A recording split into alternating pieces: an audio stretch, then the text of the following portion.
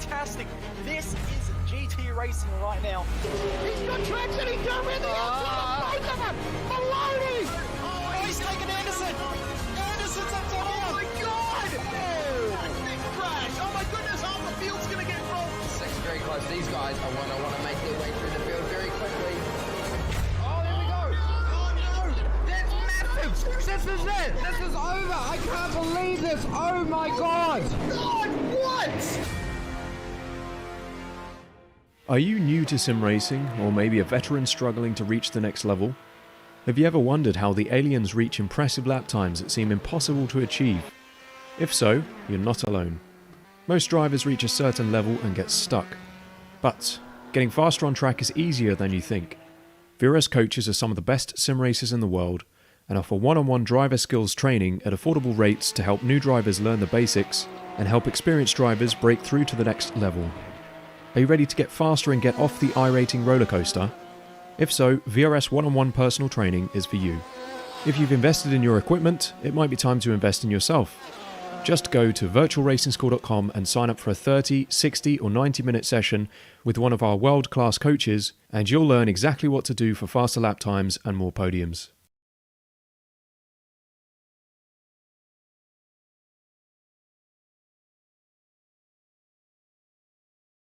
Are you spending a lot of time looking for setups and struggling for faster lap times? Are you tired of searching online for answers? Would you like to get setups, analysis and tutorials from some of the best sim racers in the world like Ralph Alla, Mitchell de Jong, Martin Krunker, Josh Rogers and many more? If so, virtualracingschool.com is the answer you've been looking for. VRS data packs provide hot laps from our professional coaches for you to analyse and replicate. They provide tutorials that walk you through the fastest laps and what the pros did to achieve the best times. And they provide the setups you need to ensure your car is competitive in both oval and road racing. If you're ready to get faster and reach more podiums sooner than later, just go to virtualracingschool.com and sign up for a free account today.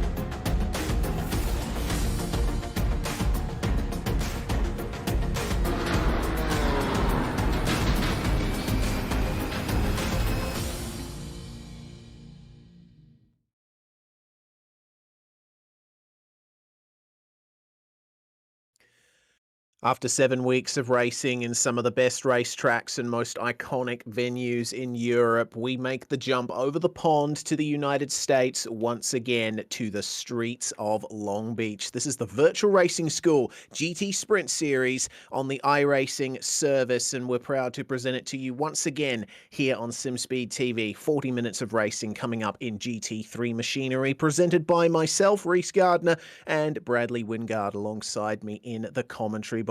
Well, Brad, we go to the Long Beach Street Circuit, and what a fantastic place this is. It's been around since 1975, hosted the United States Grand Prix West in the late 70s and early 80s, and nowadays it still provides fantastic racing, and it's a very difficult track to get right at the very least. Hey Reese, thanks for having me again. Yeah, Long Beach Street Circuit it's a fantastic track. It's got so much history. It's tight, it's bumpy. There's a lot of curb. The hairpin at the end of the lap is the tightest corner in all of motorsport. So I'm sure that's going to give us a little bit of spicy action tonight. I'm very much looking forward to it. And we Australians, we grow up with street circuits. So to be broadcasting one for the first time is very exciting as well.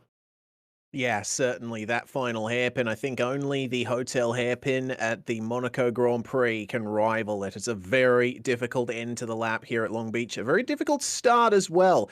You see that roundabout over the fountain section in the opening part of the lap. That is going to be a real choke point for drivers, especially on lap 1, and there's no runoff there to save you if you get it wrong. There's obviously good amounts of runoff in other places around this track as we're in qualifying at the moment. Just under 4 minutes remaining, with the drivers trying their best to set the times that they want. It's very difficult around a street circuit like Long Beach. The Contact 0X is ever looming with those walls. Yeah, it's not very often I don't think we'll see a very high incident count this week, except through some potential crashes. But yeah, the contact with the wall is going to be the biggest issue that I think we'll see for the majority of this race. Yeah, for sure. Just see Tomasz Klakshevich making his way across the line and finishing his run. Christoph Espetet as well, making his way around in the Mercedes. Currently fastest in this qualifying session is Maxime Tillineuve, the French-Canadian, who we have followed quite a bit here on SimSpeed TV with his exploits in the Geodesic Omologato Championship. Putting his car up there with a 1 minute 17.898, a fantastic time, has to be said. No one else has been able to get into the 17s yet, and Christoph Espeter is just able to scrape into the 1 minute 19, so he'll be 15th at the moment. What about Alessandro Lau? Let's see how he goes in the number 13. It looks to me like he's currently in third place on a 1 minute 18.1, but each driver gets 2 laps in this session, Brad, and it looks like he's committing to this one. Yeah, it's such a short track, and of course, like every other race, we have 8 minutes worth of qualifying. So you really, really want to maximize those 8 minutes, and because this is such a short track, it's so easy to maximize the start of qualifying and then get 2 really, really good laps in, which around a street circuit like this is going to be absolutely instrumental to getting a good result today. Well, that was a good lap for Lau. He was able to pip Jack Widas for second place on the track at the moment, and Sebastian Tixier just overshooting the hairpin. He's not going to be too happy with that. Perhaps he is just gearing up for the second one of his lap times, because you see the timer ticking away there in the 1 minute 40s. He's going to have enough time to complete this lap. Let's see how well he does then. Actually, it looks to me like he might have gone back into the pits after that, so oh, no, there he is, out there on track at the moment. We just had that camera angle through turn 1, just waiting for him to come around in his Porsche. And Tixier is a driver that we've been following for a few weeks now in this series, and his luck has not always been to his benefit, but he can certainly put that Porsche up where it needs to be. What a beautiful shot that is.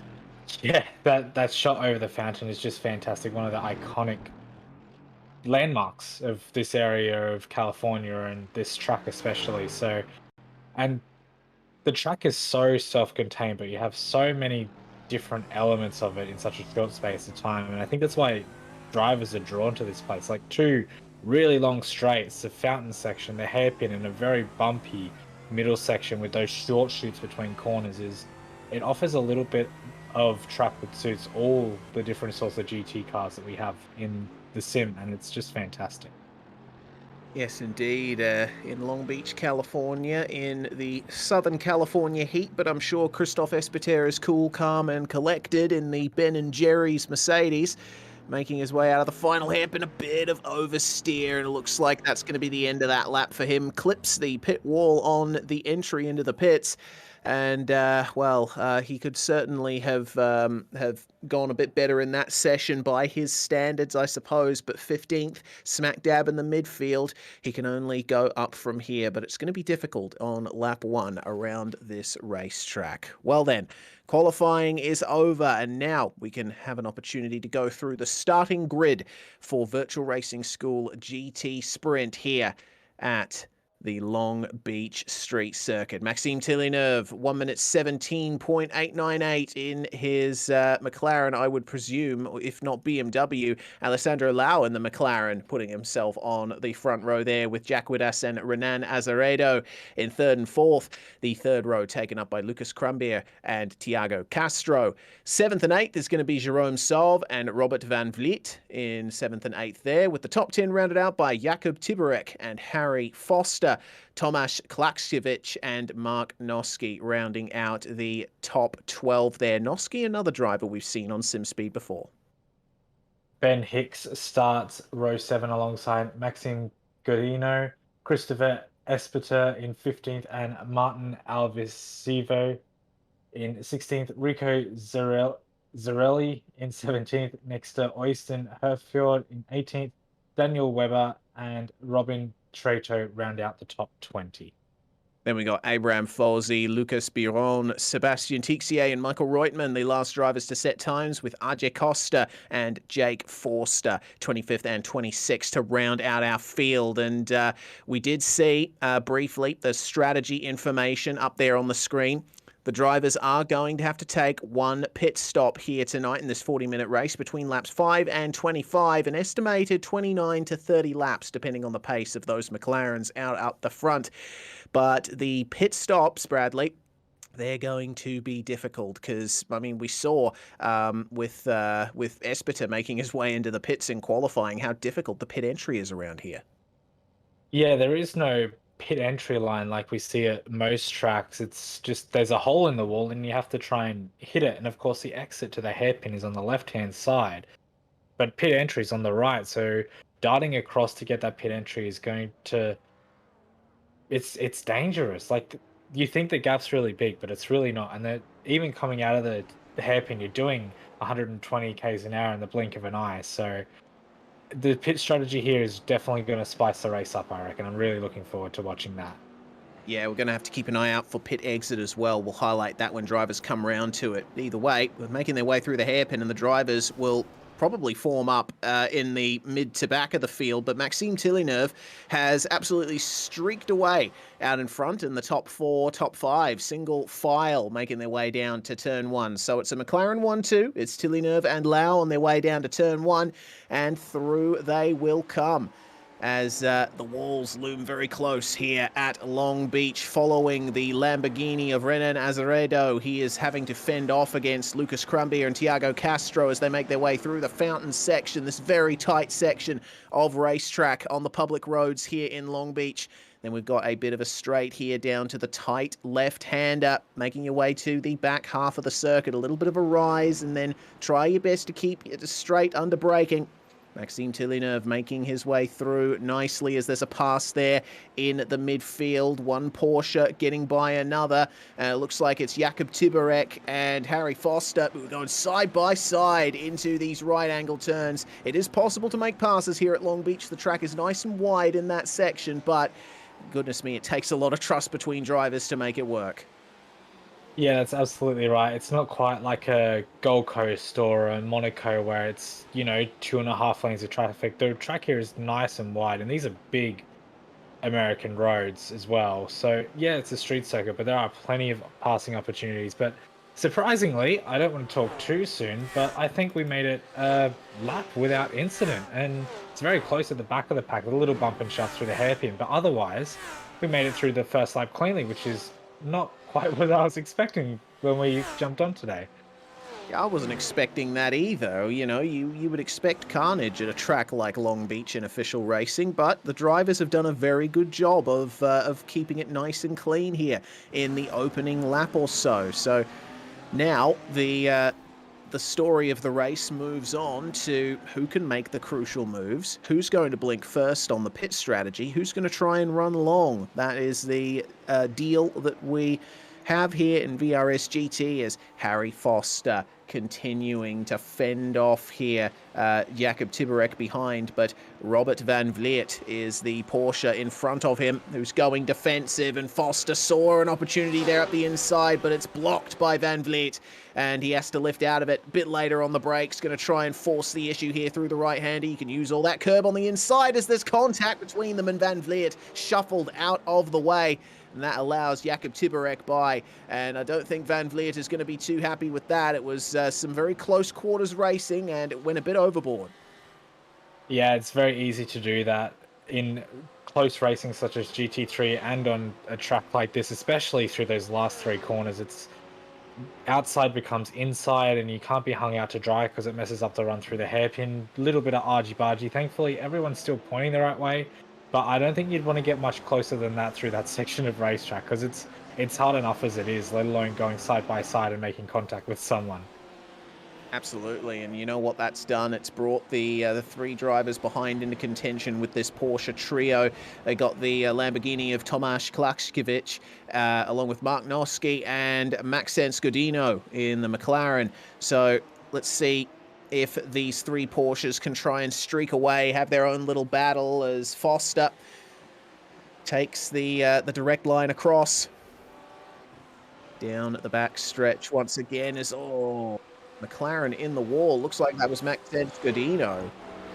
So, and he went a little bit too deep into the right-hander, actually clipped the inside wall and then ricocheted into the outside. So maybe some slight damage there for Godino, but doesn't look like it has harmed him too much there. Up the front, Maxime Villeneuve continuing to hold on to this lead over Alessandro Lau. The gap is now 0.6 of a second. Coming down onto lap 4, and this race is going to go by very quickly with how quickly the laps are ticking by. It seems that the top two are pretty safe in those McLarens, but they do have the Porsche of Jack Widas and Renan Azeredo challenging them. It'll be interesting to see if drivers like Widas and Azeredo can stay close enough so that they might gain an advantage in the pit stops. Yeah, like we said at the start, pit stops here I think are going to be very crucial. It's going to be very hard to also find that window if you pit early with not coming out in traffic.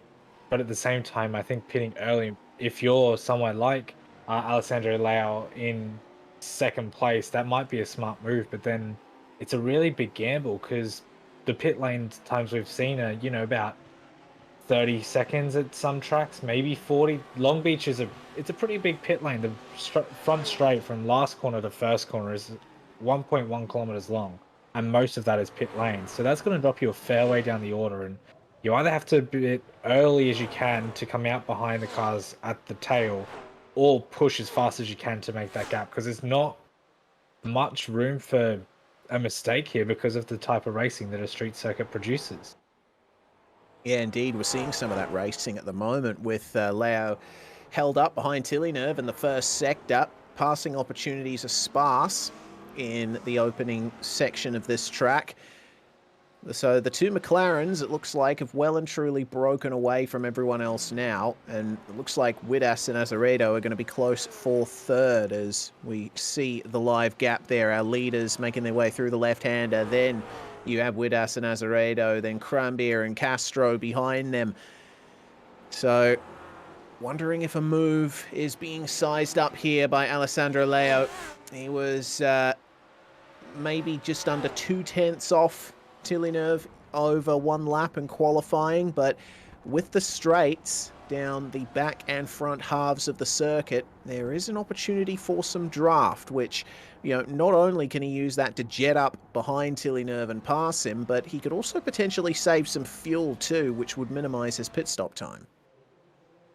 Yeah, that's exactly right. And it's a rather long straight. I think it makes up 35% of the track length. So that is a long straight in comparison to a lot of other circuits. So exactly, the lift and coast is more than viable into turn 1 and then into turn 9 on the tail end of the circuit as well. So might also play into his hands. They're not really feeling the pressure behind. They were 1.4 seconds a lap quicker last lap. Oh, no!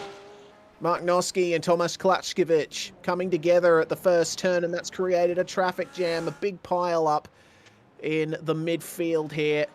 And Mark Noski, he went up the inside of Klatschkevich, and it just did not work. Noski's been able to get going. It looks like that is... that was Godino, I think, and the McLaren spun at the fountain. We'll get that on the Virtual Racing School replay. So, coming up to turn 1, Mark Noski, he gets a good exit initially in the Porsche and tries to pull alongside. And he's going to get the draft here. Klatschkevich, he'll see him coming here and try to give him room, but you'll see that Noski just goes a little too deep into turn 1 and just sends him around. And then there's nothing that the drivers behind can do. My goodness, you see drivers like Espeter involved and Tixier too. So that created a big old traffic jam at turn 1, something that I think would be inevitable with how single file everybody was. Yeah, I'm honestly surprised it took us 6 laps to do that, but unfortunate all the same. And peak hour in downtown Long Beach right there, everyone trying to get to the marina on a Saturday afternoon. But yeah, really unfortunate. It wasn't much contact, but because of the way turn 1 is shaped, it's mostly single file because you have that tire barrier on the outside, and everyone coming up just had nowhere to go. Well, such is the nature of a circuit like Long Beach, and everyone's going to have to continue as best they can. Seems that Maxence Godino is in the pits. Ajay Costa is out of this race. He was running at the back a little earlier, and he's been in the pits now for 2 minutes and 53 seconds. So I think that's the last we're going to be seeing of Ajay today. Crambier and Castro, meanwhile, the battle for 5th place. Crambier is holding on nicely in this Lamborghini of his. He's able to still stay in touch with Azeredo and Widas up there in front of him, but he's going to have to look out for the McLaren of Thiago Castro, and it seems that the top 7 are all in exactly the same positions that they started in. You got to go down to 8th and 10th to start seeing changes in position, as it looks like we have a car on the lane. Lucas Biron in the number 5, and he is at a standstill in the pit lane in his Porsche right now. I can see he's still in the car, and away he goes. So that's our first routine pit stop of the night, and a 7.8 second stop for Biron. So let's see if other guys match that. That's a very quick pit stop to what we've seen in previous weeks. I'm hoping that that's normal. I haven't had a chance to race anything this week to help fill my numbers because of a stupid mistake I made.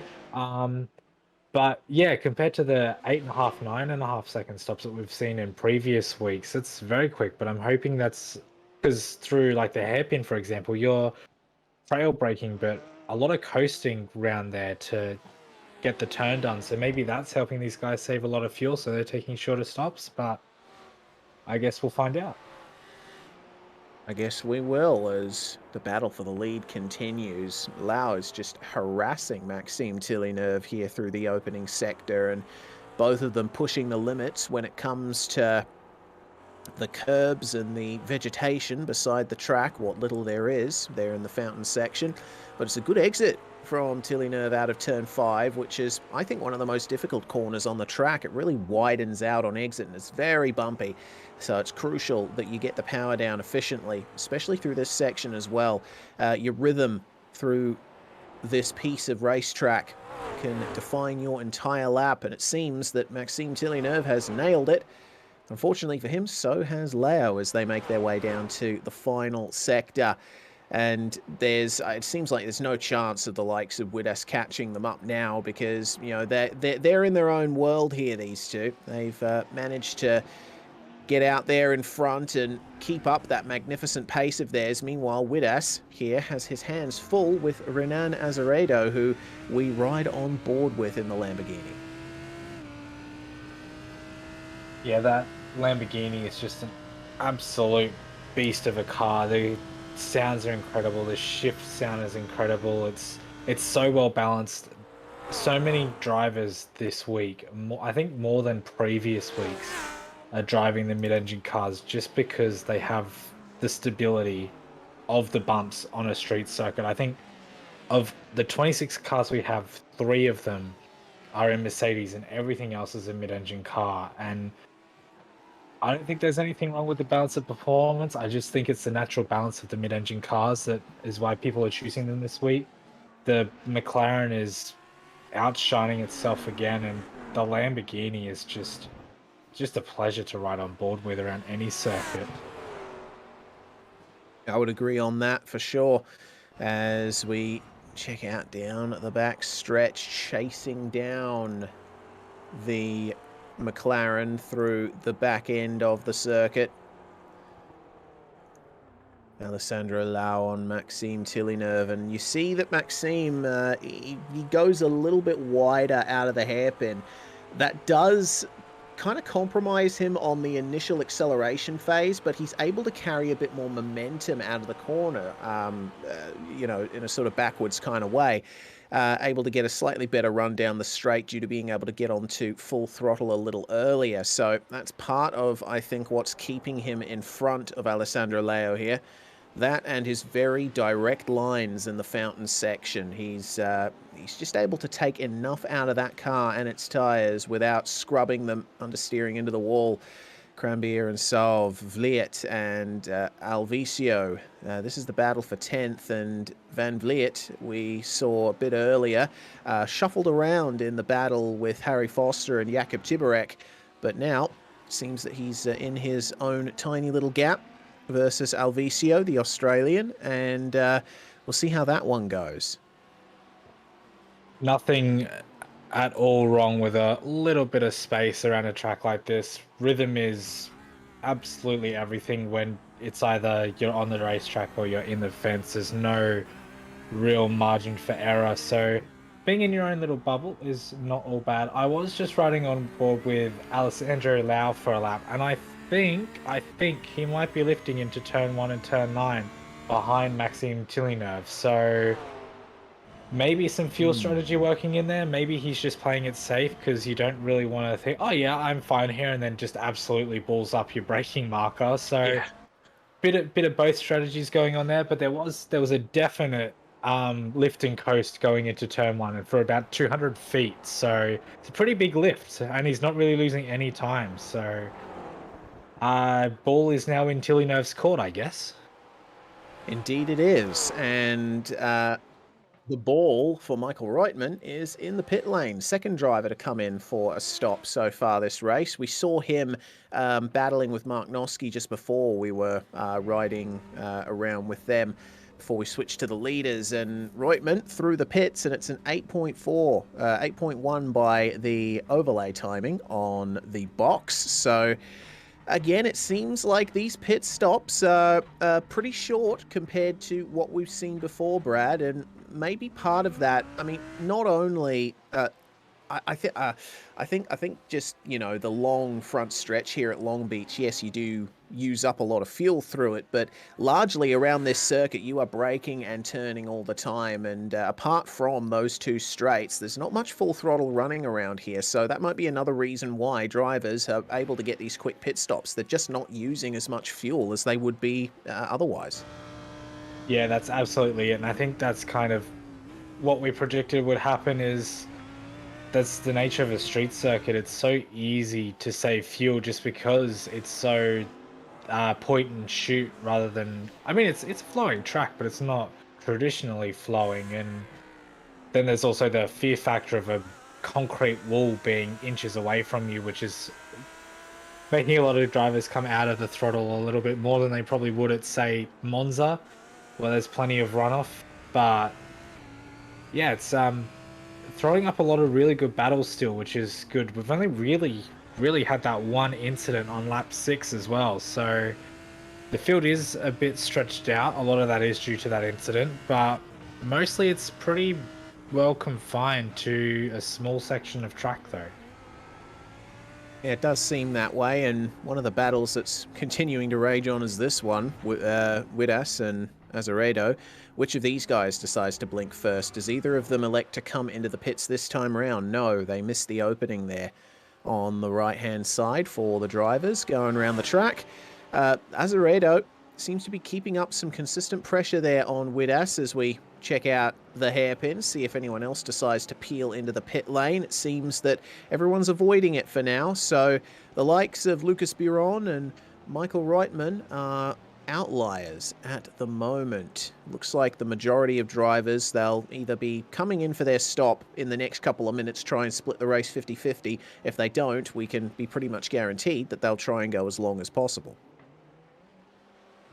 Yeah, I think it's starting to look like a more of the as long as possible now. I think the window for that has shifted. The battle for the lead is now out to 8.5 tenths, so I'm not sure if Alessandro is still saving fuel or if Villeneuve is just that much quicker now, and they're both consistently 1.3 seconds. My apologies. My overlays must be behind, but yeah, the last couple of laps have been pretty consistent, but this lap and the last lap have been more of a blowout. I don't know if Alessandro made a mistake or not, but he was 8 tenths of a second slower last lap, so I'm not sure if that was mistake or fuel saving. But yeah, bit of breathing space for Maxime Villeneuve now. Yeah, it's I guess it's good there for the leader. I did go back and just rewind through the last couple of laps there with the leaders, and it doesn't look like Alessandro Leo really did anything drastic. He didn't make any mistakes or hit any walls or anything like that. I think he's just backed off. Either he's backed off or the tyres have gone, hold on a minute, you're taking a bit too much out of us, mate. Just back off a little, give us some time to cool down, and we'll be there for you in a bit. But for now, though, it does seem that the battle for the lead has calmed down, so back down in the field, looks like we're looking again at the battle between Widas and Azeredo here, and the gap has extended there as well. We move back to the number 4 of Jakub Tiborek. He's chasing down Harry Foster, and Jakub is where he started there in 9th, but Harry has made up 2 positions just up ahead. Gotta keep an eye out for Jerome Sauve and Lukáš Krambier as well. They're very close at the moment, and all of them avoiding the pit lane once again at this stage. So yeah, at this point, Brad, I think, yeah, we're going to be seeing drivers pitting like the last third, last quarter of the race, because I think the one thing that, you know, I think a few people don't think about, myself included, when you're thinking about pit strategy, is if you pit earlier, you technically have to put more fuel in your car to get to the end, which results in a longer pit stop time. So in a pure time sense, it seems that pitting later is the way to go. Yeah, that is very true. I guess it's a gamble. Like, I guess that's the easiest way to look at it, really, is you go for that early stop to get out of traffic, maybe have a cleaner run, but then yeah, you do take a little bit more fuel, and is that worth it compared to staying in traffic and potentially slowed down and then pitting with the train and getting nowhere? So it's a 6 one way, half a dozen the other, I guess, but we'll see what the effects of the early pit stops are as we get towards the 15 minutes to go mark, which is not that far away at all, but we'll see how those guys, they're a bit further down the order, which is what you'd expect, but come pit stops, they'll probably gain back up to maybe where they were, hopefully a little bit higher for their sakes, but still plenty of racing to go until we get there, but also not much time at all. Yeah, indeed. We are past half race time now, and this battle here between Azeredo and Widas is starting to heat back up again. Azeredo has put down some excellent pace there with a tenth, 1.5 tenths actually, being taken out of Jack Widas that last time around. He's starting to leave behind Tiago Castro in the McLaren. We also briefly checked in there on Rico Zarelli and Oystein Herfjord, these two Lamborghinis battling for 12th and 13th. They've got Tomasz Klašković, the Lamborghini that was involved in the incident earlier with Mark Noski, chasing them down at the moment. It looks like Klašković has taken some repairs, gotten, you know, a little bit of freshness on that car and is starting to chase these guys back down. He's pretty much equal with them on lap times, but it looks like Herfjord, who's carrying quite a bit of damage there to his front end. He's actually missing his bonnet. He is on a bit of a roll at the moment. Last lap, he did an 18.89 versus a 1 minute 19.4 for Rico Zarelli, and Zarelli thinks, oh, I've had enough of this. I'm going straight for the lane, and that, I think, will unleash Herfjord and the likes of Tomasz Klašković, see what they can do. As Christoph Espeter, also in the pit lane, we saw him involved in that turn 1 incident on lap 6, and it looks like he's a retirement as well.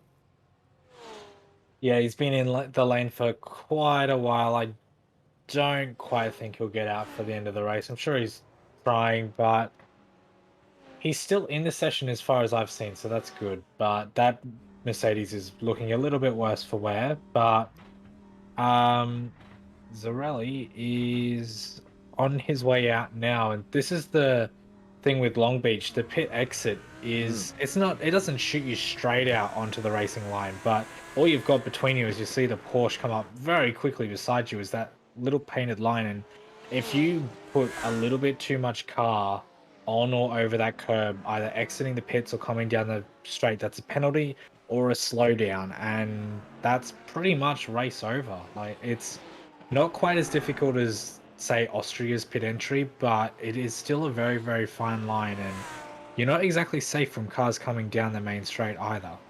No, absolutely not. If there's two rivals that come together in the braking zone when you're coming out of pits, you might as well say goodnight, sweetheart, because you're done.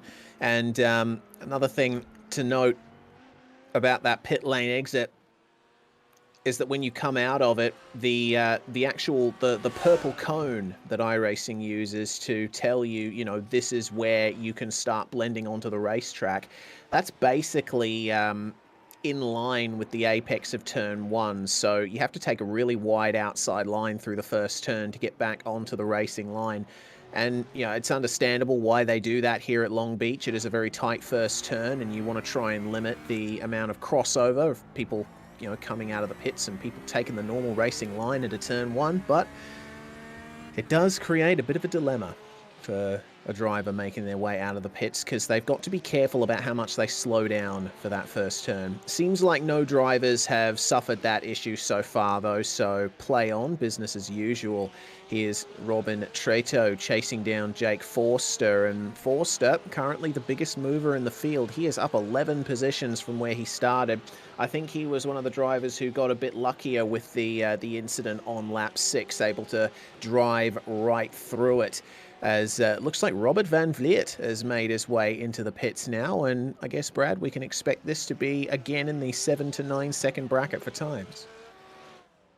Yeah, I think this one might be a slightly quicker run. Watch me be wrong now, but pitting later, as you said, is usually faster. So we'll see how he goes. That was a 7.7.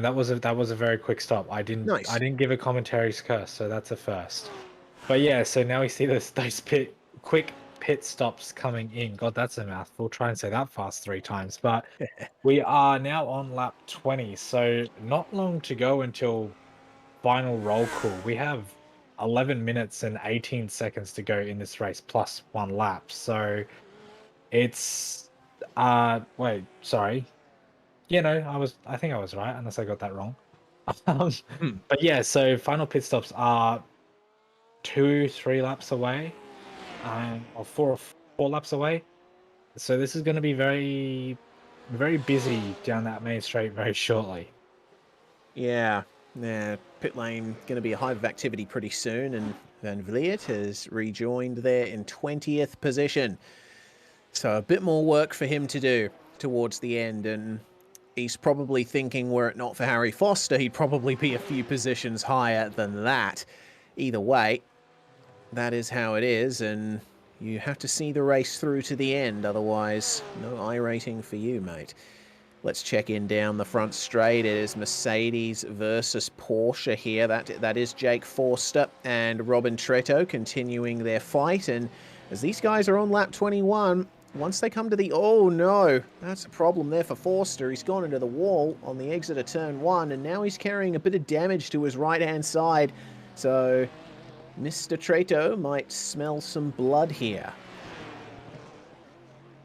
Yeah, it's a pretty common sight. It's a bit of banged up body panels around street circuits. Thankfully, I mean, of course, the aerodynamics and the fuel economy of that car is going to be slightly compromised now that he's got that nice bulging front right boot panel.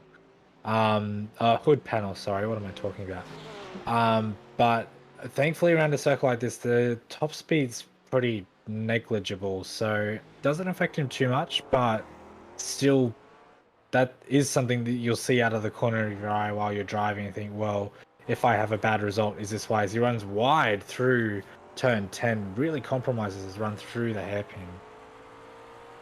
Looks like he's held on to it for now, though. We do check in, though, with Leo, once again, our P2 man. He's lost even more time to Maxime Tillineuve. The gap now up to almost 3 seconds out at the front. So Tillineuve has been putting in a magnificently consistent drive here. Leo just not able to match him so far. And we'll have to wait and see if either of these guys decide to come in here on this lap. They do have a nice margin, I would guess, to cars behind, so probably won't suffer too many dramas if they come in now. Certainly not with each other. What does Tillineuve do? Avoids the pit lane. What about Leo behind? He also avoids the pit lane. So they're going as long as they can, these two. And it seems that the rest of the top guys are thinking the same thing. I'm seeing no drivers come in onto the lane there, apart from Jakob Tiborek there, making his way in. A little bit squirrely on the exit of the hairpin, but either way, the first of our drivers in the top 10 to go for a stop. Yeah, it's a big gamble now. You can't lose time overfueling the car with only just over 10 minutes to go. So you can't really afford to do that, lose a lot of time. Holy smokes, that's a quick pit stop. Maybe they've hired Red Bull for the weekend, who knows? But very quick pit stop. We have 19th, who is Daniel Weber, coming down past the start line now, so he'll get in front. Robert Van Vliet, pitted a couple of laps ago, is quite a bit further back, so I think he'll be safe from that. Jacob, this is going to be dramatic for Tiborek. He's come out right in front of the battle between Abram Fawzi and Ben Hicks.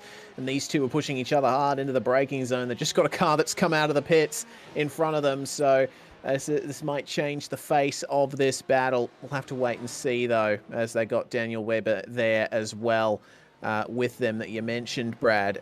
So we check back in. Oh, it actually looks like our P3 man, Jack Widders, has come into the lane. First of our top 3 to do so.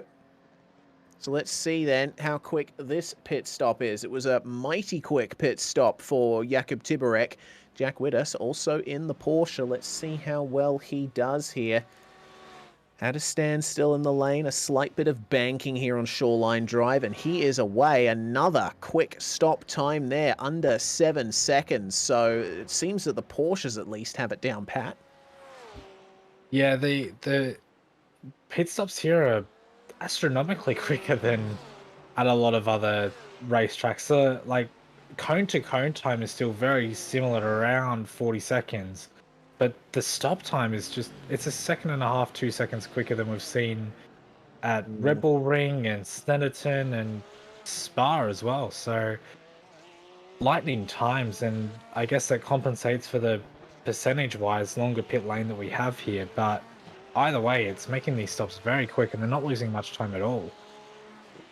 Abraham Forsey, Ben Hicks, and Daniel Webber all come into the lane. They're making their way out at the moment, and as we follow Widas here, I am a little concerned for him because I was watching him there coming out of the lane as our leaders are in as well. In fact, everyone in the top 7 making their way into the lane, so this is going to be a battle.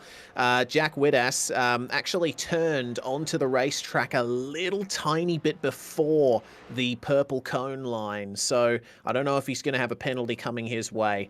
Either way, everyone in the lane here, and it seems that Tiago Castro making up a position, so did Jerome Sov. Lucas Crambier did not have the best of times in the lane, and it's going to be a race out of pit lane for all of these guys. Crambier level with Jerome Sov, who then gains the position on the exit, and they will be racing out here onto the track. Look who's coming up behind them, Jakub Tiborek. He's come out just behind Harry Foster and all, has to get on the anchors a bit. That was a big slide there for Tiborek, and he has completely messed up this sector and is losing time hand over fist there.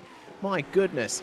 That's another dramatic happening to come out of this race, but a little bit of a shuffle there in the top 7.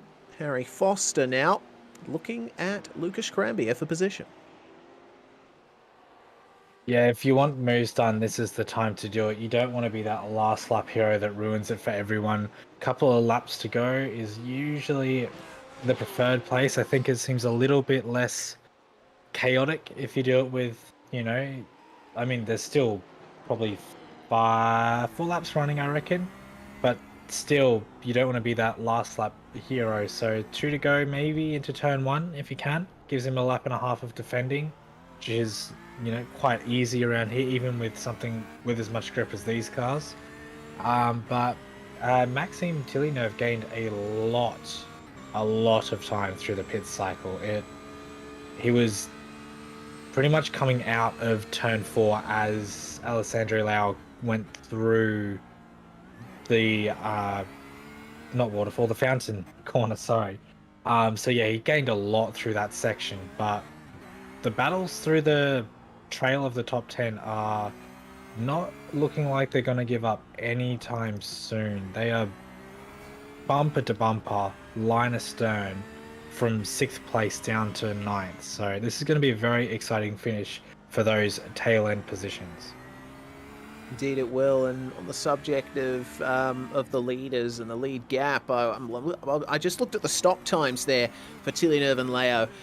It was 6.7 seconds for Tillynerve, which is consistent with what we've seen from the fastest stops so far.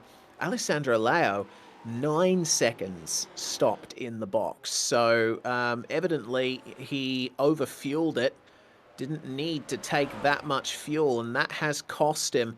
It's showing up as 8.3 seconds on our overlays, but rest assured, the stop for Alessandro Leo was over 2 seconds longer than Maxime Tillynerve, so that's where he's lost the majority of that time.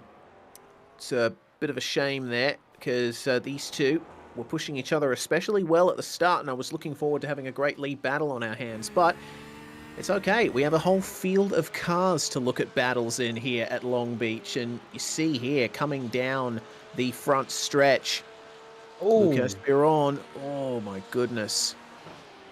Here he comes into the braking zone. Oh my goodness. Klashkevich does not want to be turned by another car today into turn 1. Biron rightfully backing out of that one.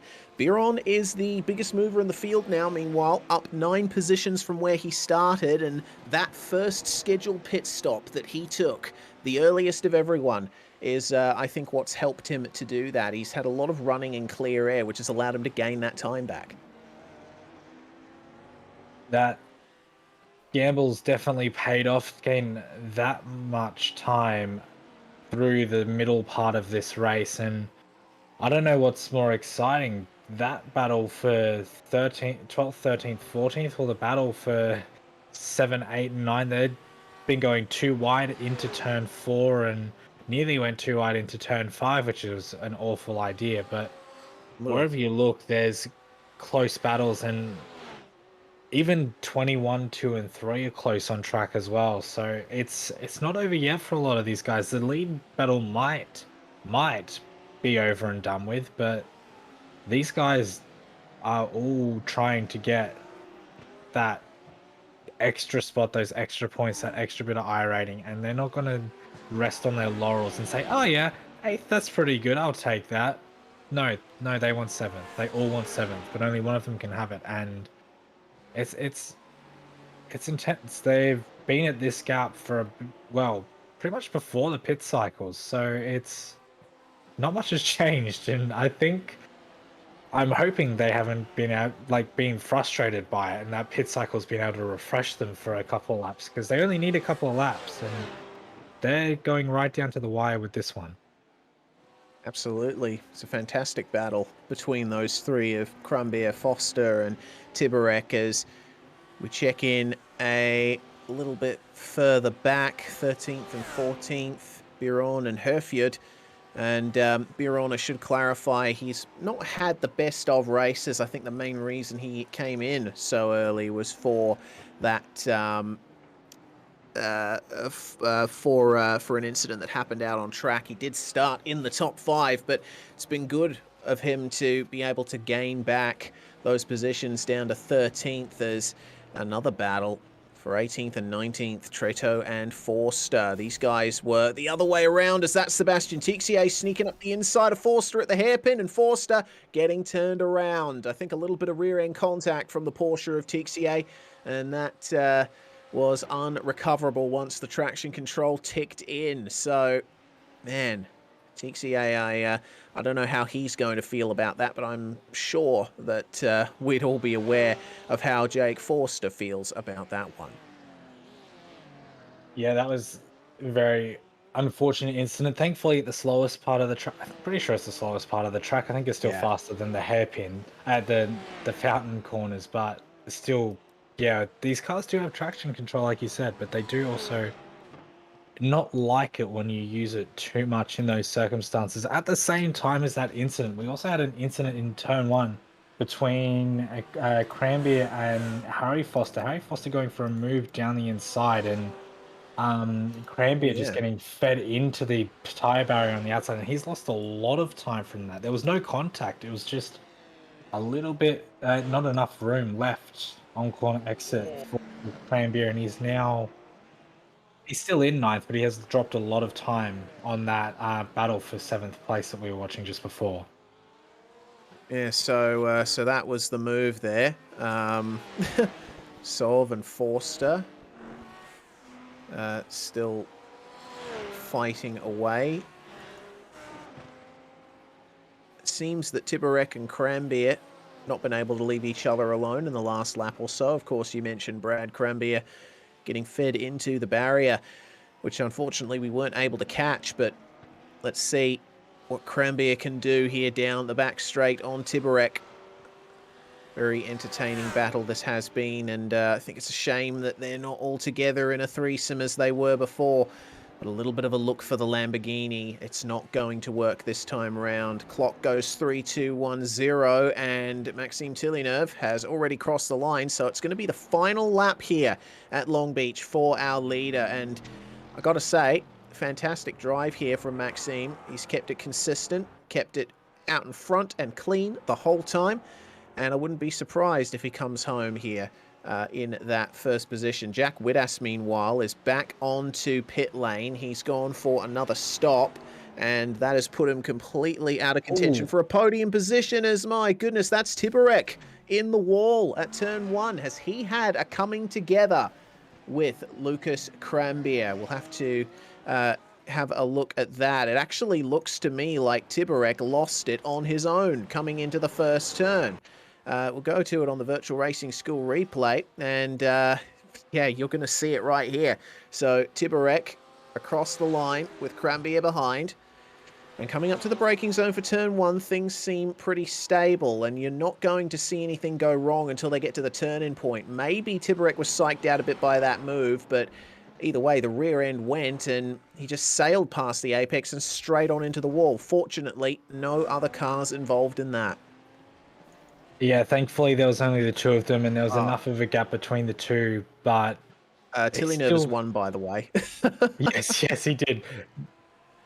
The laps are very short here at Long Beach, so we do have a result on our hands.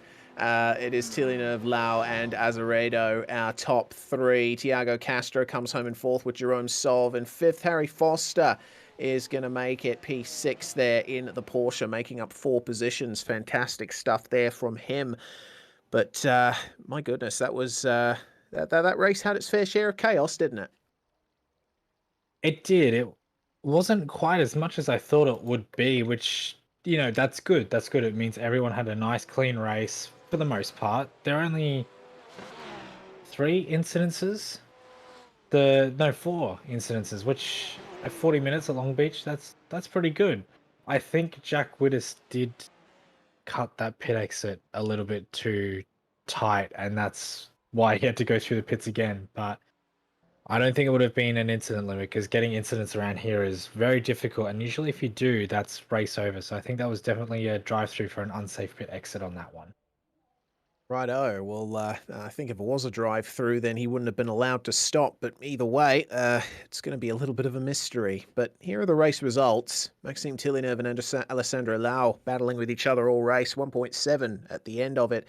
Renan Azeredo, Tiago Castro, and Jerome Solve round out the top 5. Then it's Foster and Crambier, 6th and 7th.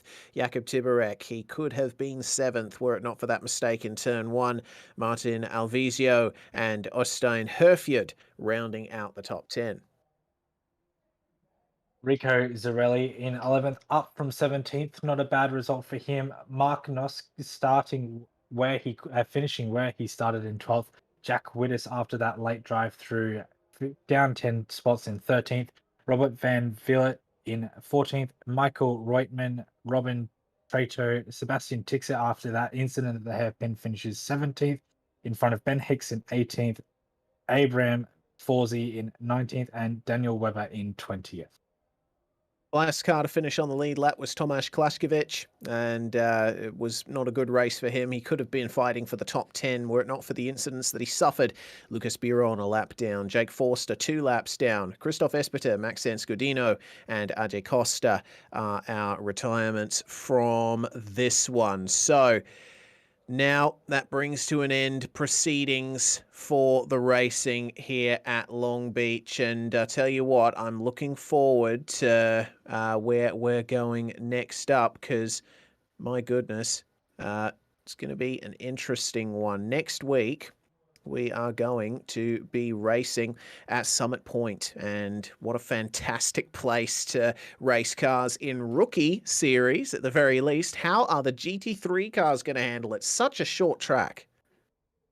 We see GT cars there more regularly than I would expect to see GT cars there, so I'm looking forward to it. It's not a track that I've driven much, but it's kind of an old school feel to the circuit. We've got some long straights. We've got the painted line down the middle of the road, makes it feel like an old Spa sort of circuit. So I'm looking forward to it. It's going to be quite different, I think, than a lot of the tracks that we've raced on. So I'm very much looking forward to watching that one next week.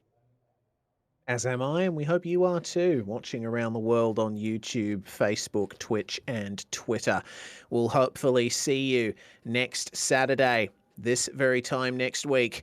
Because, wow, after that race at Long Beach, I can't wait to see how they handle Summit Point in the Virtual Racing School GT Sprint Series here on the iRacing platform. A fantastic drive from Maxime Villeneuve. Will we see him next week, and will he repeat that success?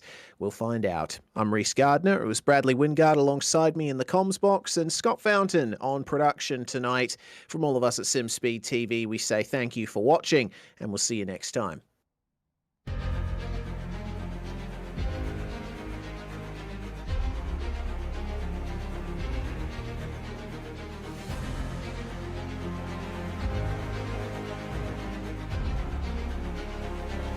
This is fantastic. This is GT racing right now. He's got traction. He got rid of the outside. Both of them. Maloney. Oh, he's taken Anderson. Anderson's up top. Oh my God. want to make their way through the field very quickly. Oh, there we go. Oh, no. That's massive. This is it. This is over. I can't believe this. Oh, my God. God, what?